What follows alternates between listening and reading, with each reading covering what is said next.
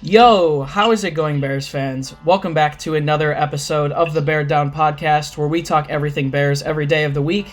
I am your host, Chris Malpe, and I am joined today by my co-hosts, Parth and Jaylen McClinton. How's it going, guys?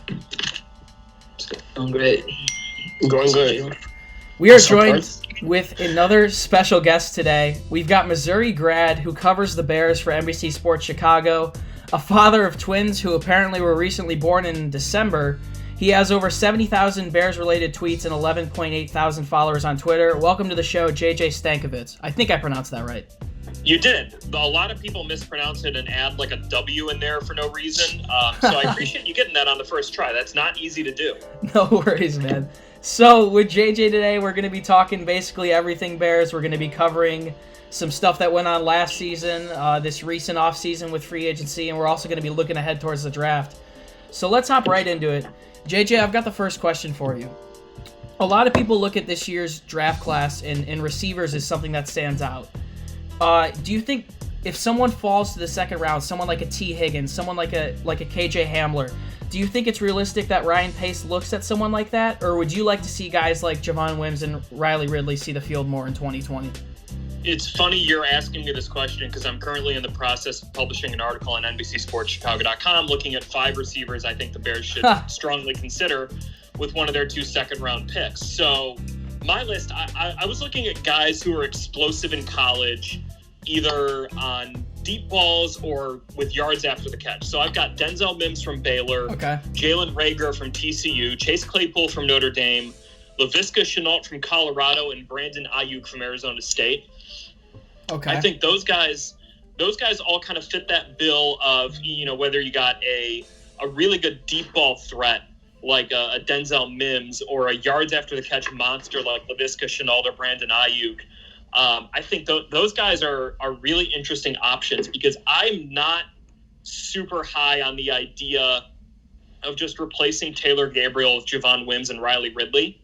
I think those guys are unproven, and I don't see either of those guys as being the kind of big play receiver the Bears need. I see them as more, I think they could be good receivers, don't get me wrong, but they're not yards after the catch guys. They're not really accomplished deep ball guys. You can get the ball deep to Javon Wims a little bit, not in the way that you could get it to, a Denzel Mims or a Chase Claypool downfield. So I think that's where I'm interested to see what the Bears do because they have other needs, obviously, as you guys know. They need to get another guard in there. They need to get probably a cornerback, a safety, a tight end you can make arguments for. Yeah. So receiver might seem like a little bit of a luxury, given you already have Allen Robinson, you have Anthony Miller, you've used all these draft picks on receivers previously.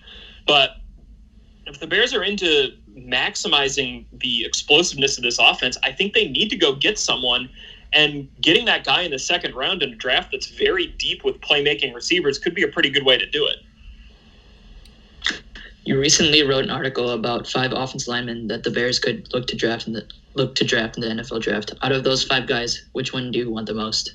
I like John Simpson from Clemson. I think I just like accomplished offensive linemen who have been part of really good offensive lines in college. Absolutely. And, he's a guy, if you look at some of the tape of Travis Etienne last year, he's in the middle of that, carving out a lot of holes for him. I think he fits an inside zone scheme like the Bears run really well. And, a lot of the write-ups on him say he's got a great work ethic. Dabo Swinney really liked him. He's a guy who was really well respected around Clemson. So I like the idea of that. The one thing I'm trying to wrap my head around, though, is the Bears could say, we don't really need another guard because we're going to have Jermaine Ifedi, Alex Bars, and Rashad Coward battle it out for that starting spot at right guard. And then essentially whoever loses that battle becomes a valuable backup in that he has experience to play guard and tackle. And it could be both Ifedi and Bars or Coward and Bars or, whatever it may be. So the Bears may look at it and say, we don't actually need another offensive lineman. What I see, though, is that what they need is someone who's just kind of mean. And Lawrence Holmes and I talked about this on the Under Center podcast this week about how the Bears just kind of lack that meanness factor on their offensive line. And I like the idea of going out and getting a big physical brawler in the middle who can improve the run game. Absolutely. You know, and with Simpson kind of being that guy. Cool. So what's up, JJ? So do you think it's the Bears could potentially draft the tight end in the draft? Excuse me. The Bears have met twice with Bryson Hopkins, but we have also recently signed Jimmy Graham, and not too many people seem to be sure about like what's next for Trey Burton. So please give us your thoughts about that. Yeah, I think the Trey Burton question is a really tough one because no one really knows what his health status is going to be. And I think the Bears have to wait until training camp to find that out. I don't think they can go cut Trey Burton today. I think they need to wait to see him on the practice field during training camp. The inability to have any in-person workouts during the offseason program definitely doesn't help the Bears' case here because they haven't been able to get Burton in the building before the draft to see where he's at. He's in there. I think he can be in there rehabbing, but you know the Bears can only have a very light staff inside Hallis Hall due to CDC restrictions and then the ones the NFL put in place. So yeah, I think they probably should draft a tight end. I don't think they should draft a tight end with one of their second-round picks. I like Bryson Hopkins as an option in the 5th round if you were to fall that far. I think it would be a bit of a reach to go after Cole Kmet or Harrison Bryant or one of the, an Adam Troutman from Dayton, one of the higher-end tight ends. Now, if they were to trade down out of the 2nd round and maybe get a 3rd or 4th round pick because of it, then you're talking about, that would be a good spot for, an Albert O from Mizzou, who even though as a Missouri grad, I still can't pronounce his last name. Him or like Harrison Bryant or someone.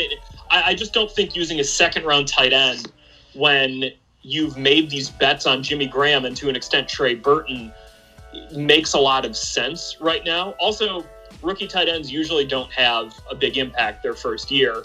Unless you're getting the next George Kittle or Rob Gronkowski, those guys are probably not going to be significant contributors to your offense in year one. And if you're going all in on 2020, then it doesn't make a lot of sense to get a guy who isn't going to really help you be all in on 2020. Absolutely. So we all saw what happened this offseason. The Bears were, it seemed, pushing to find a veteran to push or possibly take over for Mitchell Trubisky, who struggled a bit in 2019. Ended up sending a 4th round pick to Jacksonville for Nick Foles. Ryan Pace had said all offseason that Mitch was the guy. Now he says there's an open competition. Who do you think ends up starting week 1? Yeah, I think it's Nick Foles. I think that the trust factor between him and Matt Nagy is going to be the deciding thing that goes in his favor. I just think that Foles has his reputation is really good as someone who can come in off the bench, obviously, and win you games as he did in the Super Bowl. But I think just that knowledge and that experience, especially in big games, is something that Matt Nagy really has wanted. And he hasn't quite got it out of Mitch Trubisky. He's got inconsistent play, really good play at times, really poor play at times from Mitch. I think if the Bears just get sort of a level performance, steady every week, which Foles could provide in this offense, that's what Matt Nagy really wants. I think that there still is a little bit of hope in some corners of Hallis Hall that Mitch Trubisky can be the guy they thought he was going to be 3 years ago. But I think Matt Nagy has to win in 2020. And I think Nick Foles is going to give him the best chance to win. I think week in, week out, Foles is your guy. Now, you could take a bet on Mitch, but that's throwing away 3 years of evidence that Mitch is not a true top-level, mid-level, anything better than slightly below average starting NFL quarterback. So I think you got to see what Foles can do in the offense, but you also do have to at least allow the possibility that a true competition brings out the best in Mitch Trubisky. I don't think it will, but I think you have to prepare that it could. So that means giving Mitch a truly fair shot in training camp. It might not even it might not need to last very long. It might not only last a week, but you have to at least give Mitch that one final shot to see what he can do, and then you go to Foles. Absolutely. So why do you think the Robert Quinn acquisition is so important? Well, because Leonard Floyd couldn't get sacks. Yeah, that's true. And you guys all saw it last year with Khalil Mack. I mean, Khalil Mack's one of the 5 best edge rushers in the NFL, and you can't get through when you're getting consistently double and triple teamed on every single play. Yeah. There was no pass rush opposite Khalil Mack, and then, with Akeem Hicks being out, there was none of the interior push that helped him out so much in 2018. So the Bears had to go out and improve on Leonard Floyd. And I think there's been a rush to kind of bury Leonard Floyd. Like Leonard Floyd could not do the things that you want an edge rusher to do as number one, get sacks. But Leonard Floyd's really good against the run. He can do some things in coverage. Those things Robert Quinn is not as accomplished in doing. So getting Robert Quinn tells me that the Bears say, you know what, we've got one of the best pass rushers on the planet in Khalil Mack, and we sort of wasted him last year. We can't do that again. And if it means that our run defense gets a little bit worse because Robert Quinn isn't setting the edge as well as Leonard Floyd, if it means that we can't do as many creative things in coverage or with blitzes because we don't have a guy who can really drop it back in Quinn instead of Floyd, that's okay. Because Khalil Mack is going to be able to get to the quarterback a whole hell of a lot more with Robert Quinn taking up some of those one-on-ones and winning those one-on-ones, meaning you can't always double Khalil Mack. Absolutely. And if Akeem Hicks is healthy, then between Mack, Hicks, and Quinn, that is a truly fearsome pass rush. Yeah. That will be better than what they had in 2018 and should also cover for whatever deficiencies might arise in the secondary, whether it's because Artie Burns is starting at cornerback or Deion Bush is starting at safety. Yeah, I mean, you also can't forget about Eddie Goldman, too. I feel like he's so overlooked on this team. Eddie Goldman's such a good player. You're absolutely right about that. Definitely. So staying on off-season acquisitions, this is a question we have asked some of our recent guests, and we want to keep it going. So out of the 3 former first-round picks the Bears signed this offseason, who will find the most success in 2020 out of Fetty, Mingo, or Burns? That's a really good question. I think it'll be Artie Burns. And that is just a very rough guess. And that's mostly just because I think I trust Chuck Pagano to scheme things up to make it so Burns isn't always on an island. Whether that's, having Eddie Jackson shade over the top and making sure that he always has some cover and, essentially saying to Kyle Fuller, hey, you're good enough. We can sort of throw you on an island on the other side of the defense. As it relates to, I think Mingo is more of a backup. Special teams guy. So I don't quite see him being a big impact guy. And then Fetty is a really interesting question because he's talented, but if you looked at some of the responses from Seahawks Twitter when the Bears signed him, it was a lot of LOLs and LMAOs and oh my god, you can have him and stuff. Yeah. But I wonder if kicking him back inside to guard will help. Because he played guard his rookie year and then pretty much exclusively played tackle from 2017 to 2019. Maybe just moving him back inside to guard with the change of scenery will help. The one thing that this is just sort of a bone I have to pick with the Bears offseason is if they didn't think Harry Hiestand was the best teacher of offensive line play, then if you can't get Harry Hiestand to build you a good offensive line, I'm not sure anyone else can. Juan Castillo was out of work last year, so I'm not quite sure I buy that switch as being a good thing. When Matt Nagy says, well, Juan Castillo really likes this guy, I'm sort of like, I would trust Harry Hiestand's opinion a little bit more than Juan Castillo's on that type of stuff. But that's more of a tangent. Absolutely. So you just gave a little bit of praise there to Artie Burns and Chuck Pagano's way of scheming the defense. But the way things are looking to play out, it seems like there's a good chance that we can see either neither or both of Deion Bush and Kevin Tolliver out there on the field starting week 1. So out of Deion Bush and Kevin Tolliver, which of those two guys are you more comfortable with starting week 1? Ooh, boy. I think probably Deion Bush. Okay. Just because I've seen him do it and play okay next to Eddie Jackson. If you go back to the end, that was Adrian Amos, but I've seen him play okay when he's needed to start recently. And I think this is also another Chuck Pagano thing. Chuck Pagano is a really good safeties coach. That's kind of his area of expertise. If you go back, he was Ed Reed's guy at Miami and then with the Ravens for a little bit. I trust Chuck Pagano to figure out the safeties. I trust him with the cornerbacks too. I think more so the safeties. I haven't seen a ton out of Kevin Tolliver. I think he's a okay player as a backup, but he was undrafted for a reason. He's a 5-star recruit at LSU who never really amounted to much there. Goes undrafted. I think I really think the Bears need to draft a corner.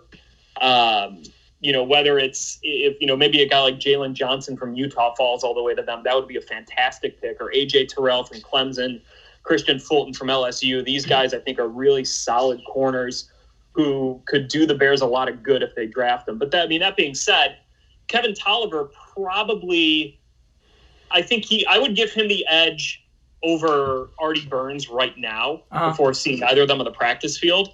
But I don't feel super confident in that position. It's kind of what I was saying earlier.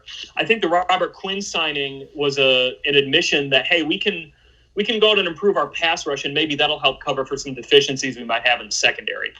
What do you think about a cornerback in the second round like a Cam Dantzler or Trayvon Diggs?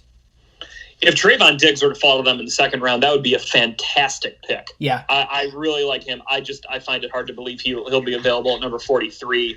I'm looking for guys who are kind of long, who can play that kind of press, more physical style that Chuck Pagano wants out of the corner opposite Kyle Fuller, who's playing a lot of off coverage.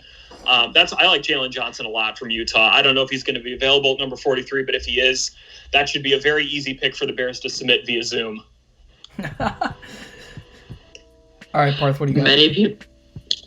Many people say that the run game is a quarterback's best friend. Do you think David Montgomery gets it going in 2020, assuming the offensive line improves as well?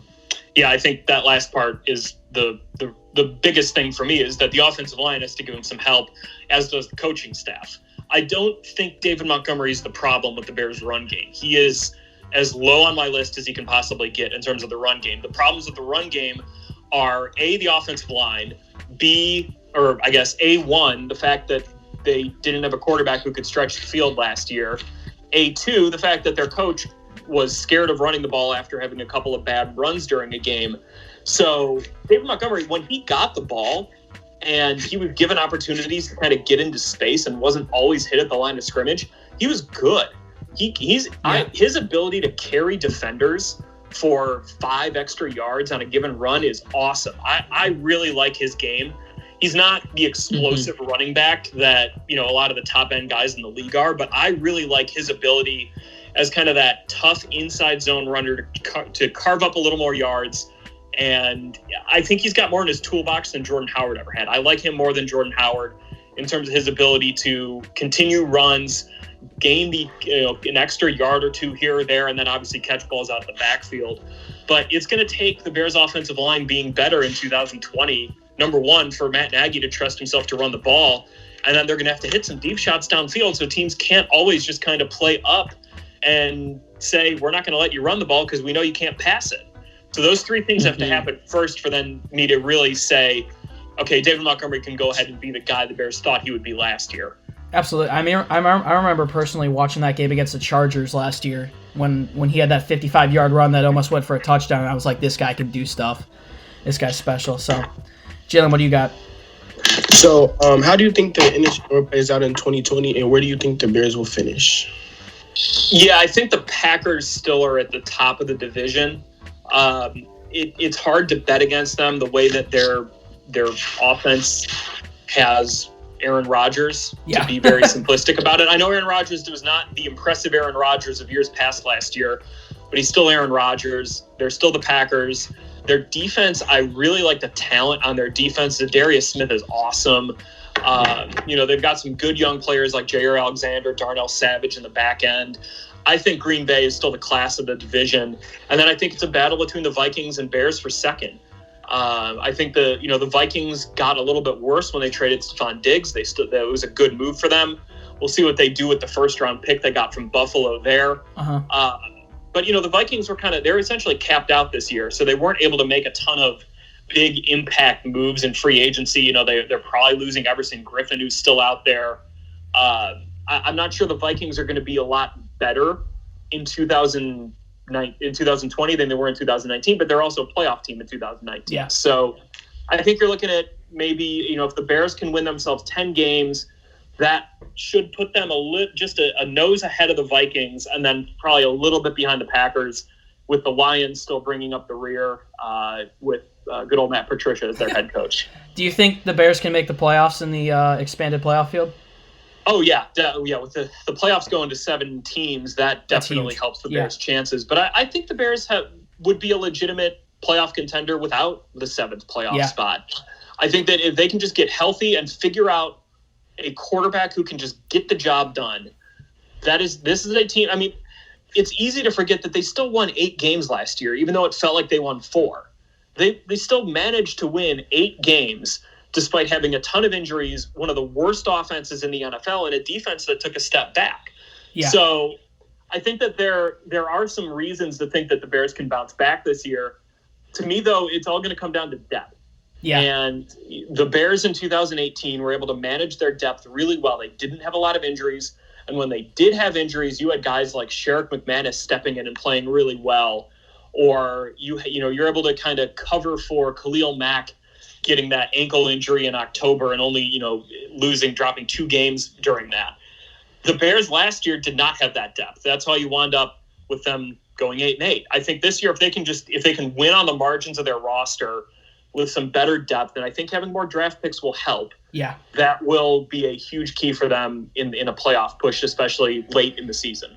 Absolutely. So I think that's the last Bears-related question we have for you. We have some more personal life-related questions now. So you were a graduate of the University of Missouri. I'm not going to ask you when you graduated, but now you hold a spot. Is that supposed to make me feel better? Yeah, I guess. I don't know. But now you hold a spot at NBC Sports Chicago. I think I mentioned it before we actually got you on this call when we were talking about getting you on, that everyone that does work for us, whether it's us talking to you right now, editors behind the scenes, writers, everyone's college or younger kids. So what advice would you have to young adults or children trying to one day enter sports media? I think you guys are already doing it. Just, ask people to come on your podcast, ask for advice, just build connections. Uh-huh. I think you guys have, you've done a really good job with this podcast, and if you just kind of keep at it and keep making connections, one of those times it might break. Absolutely. I got really lucky in college that I started doing a White Sox blog when I was a freshman in college. And I was able to build, not like, a big following or anything, but I was able to have somewhat of a presence.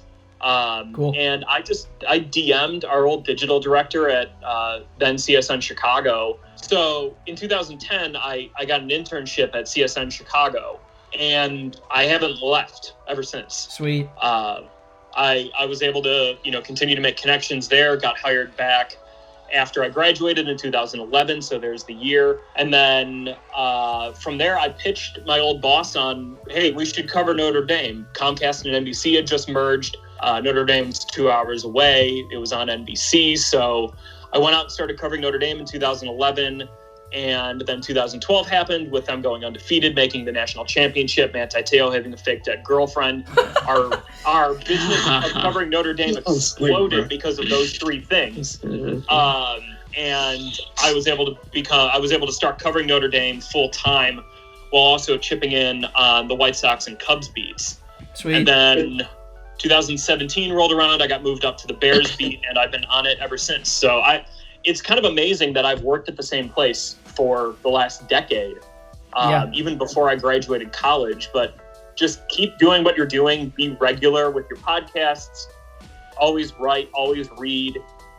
And, I go back and I read some of the stuff I wrote when I was in college, and some of it I'm like, that was terrible. Yeah. Some of it I'm like, that was okay. I actually turned something decent out there. So just keep at it. That's the biggest thing. It's a really hard field to crack into, but if you're persistent and you're good at it, you're going to find a way in. Absolutely. Thank you very much for that. Can you explain your current Twitter banner? We just looked at it recently, and it just cracked me up. Of course. You guys are a little too young for a good Simpsons reference, aren't you? Yeah, probably. I get it. Yeah. It's from one of my favorite. Oh, sorry. My Twitter banner is not of this. It used to be of Homer Simpson holding a pennant that said TV Sports. Okay. My current I forgot that I changed my Twitter banner. If you haven't watched, I think you should leave on Netflix. It's a tremendous show, and I highly recommend it, and that's what it's from. Okay. Sweet. So, like sticking to Twitter, you have a lot of cool Twitter following. Many cool big names, reporters, and media brands like Waldo and Sylvie. What has been your coolest interaction with a famous athlete or reporter regarding Twitter? I think actually it was when during the no, this wasn't during the World. No, it was during when the Cubs are in the World Series. Evan Turner was bragging about how he stole 2 bases on 1 pitch in Little League Baseball. And you know Evan Turner, the former AP College Basketball Player of the Year. I think he's on the Hawks now. Yeah. But he was with Portland at the time. He was bragging about it. So there was a video of it, and he retweeted it and tagged me in it because I was Evan Turner's 6th grade baseball teammate. And he was like, "Hey, my buddy's a reporter here in Chicago. He'll back this story up," and I did. That it was funny. Like when Twitter started, and I was in college. Anytime you got this like big name or an athlete retweeting you or some big media brand following you, it was really cool, and you felt like, oh man, like I'm really starting to make it. Absolutely. I'm trying to remember what my first one might have been, but nowadays after games, Bears players search their names all the time on Twitter. So if I were to tweet something about a player, it might get liked by them. I remember when I covered Notre Dame, I tweeted something. It was against Georgia Tech in 2015, and Alizé Mack, who was known as Alizé Jones at that time, he didn't make it in the NFL, but he was a tight end for them. He had a fumble late in the second half that got Georgia Tech a field goal, and I was like, he's got to have better ball security. That can't happen. Oh, no. I come up the next day, and I find out I'm blocked by him on Twitter. I didn't tag him in the tweet. So he's just out there searching his name and blocking whoever's saying something negative about him, which I thought was kind of funny. Yeah, I think we all are similar on that. We all run pretty big fan pages on Instagram, and I commented once on Jordan Howard's page that he had 2.4 yards per carry, so wasn't too happy about that one either. So I guess we can relate on that end. Well, JJ, thank you very much. Thank you very much for joining us, JJ. Yeah, anything you guys need, just let me know. Appreciate it. So if you guys would like to find more of JJ's stuff, you can follow him on Twitter at JJ Stankevitz. You can find his columns on NBCSportsChicago.com. And as he mentioned earlier, you can also catch him on the Under Center podcast from time to time. That's an NBC Sports production. And if you'd like to find more content from us, you can check out our website, beardown.com. You can find a link to all of our fan pages down in the description. And you can also find the podcast on Instagram and Twitter at beardown. Guys, any last words? Parth and Jaylen? Stay safe out there. We're going to get through this. Absolutely. Yeah, just stay safe. Make sure you wash your hands. Social distancing is very important. Think about others and not just yourself, definitely. And bear down always. I guess we can all end up looking forward to virtual OTAs. So there's that at least. But thank you guys very much for tuning in. And as always, bear down Chicago. Peace. Peace.